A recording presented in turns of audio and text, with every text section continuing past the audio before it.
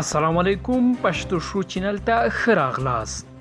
سلام رحیمی وایي چې د ولسمشر غني او عبدالله ترمنځ د سیاسي لانجې په حل کې پرمختګ شوی دی او ژر به د سولې مصالحې شورا جوړه شي چې عبدالله به یې مشري کوي.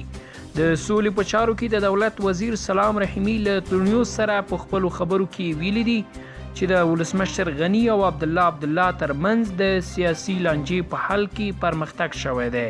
نوموړی زیاتوي چې د عبدالله په مشرۍ به ژر د مصالحې شورا جوړه شي او د طالبانو سره د مرکچي پلاوي صلاحیتونه به هم د همدې شورا لخوا وټاکل شي.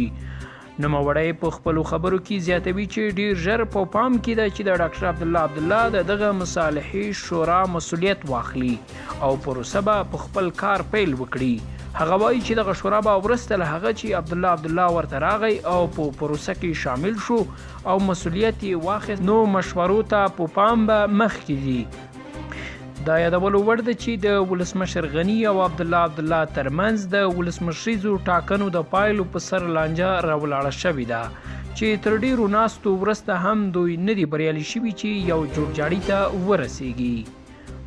قدرمنو دوستانو، د نورو ګڼو سیاسي، ټولنیزو او فرهنګي مطالبو په تړاو زموږ چینل در سره سبسکرایب کړئ.